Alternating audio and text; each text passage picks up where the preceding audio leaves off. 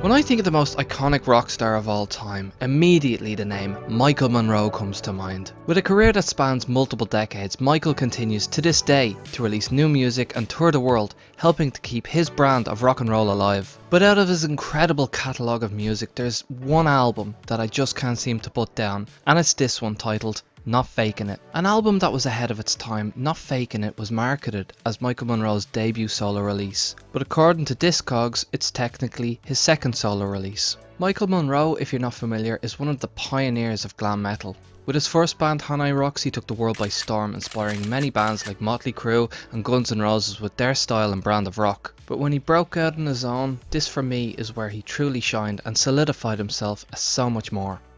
For me, Not Fakin' It offers its would-be listeners the perfect balance of badass rock and roll and fun party tunes, but more importantly, a real eye-opening view of the world from the perspective of Monroe himself that to this day seems so relevant now more than ever. And while the cover does look like Micheal Monroe showed up after a 3-day coke and drink bender, his piercing gaze somehow draws you in.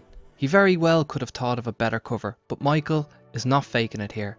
What you see is exactly what you get, take it or leave it. But if you do leave it, you deny yourself an experience like no other. The replay value of this album is strong for me because it serves as both a serious and a chill out album. And it's one album that I can't seem to part with. It means something to me, I care about it, and at different points in my life, I always seem to come back to it. There's songs about partying, songs about sex, there's songs about the state of the world and more. Songs like Smokescreen, Man With No Eyes, While You Were Looking At Me, and of course, Not Fakin' It are its strongest for me. It's the glue that binds the album together.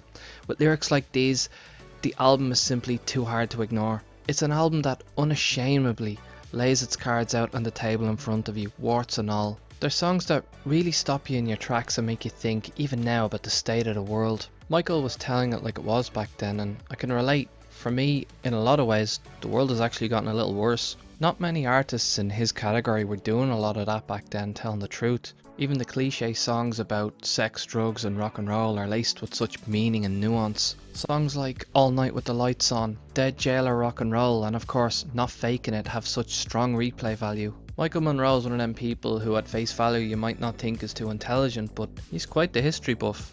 I especially love his reference to the Irish poet James Joyce in Not Fakin' It. Only Micheal Monroe could call one of the most influential poets of the 20th century a mudslinger and get away with it. James Joyce after all was a modernist, so I suppose he was right, but still, that one always cracks me up every time I hear it, mainly because I thought it was about James Joyce bumming lads, but there you go. As expected, there was music videos to promote the album along with a bunch of MTV specials on Headbangers Ball.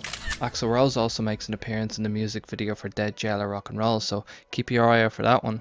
The Headbangers Ball special is also great. Michael's eccentric personality and attitude really made for a quality episode that kept making me ask the question, is it ADHD or was it cocaine? He seems like he's on another planet, but either way, it's a real moment in time and I loved every moment of the episode, and I highly suggest you check it out. As far as chart positions and album sales go, it had varying degrees of success around the world. Big in Japan and Finland, but not so much in America.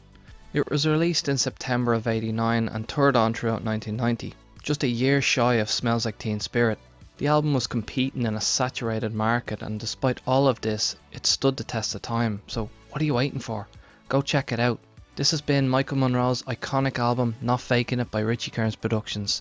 Thank you very much for watching. If you enjoyed the video, be sure to like the video, subscribe to the channel, share it with your friends and leave me a comment, but most importantly, listen to the album.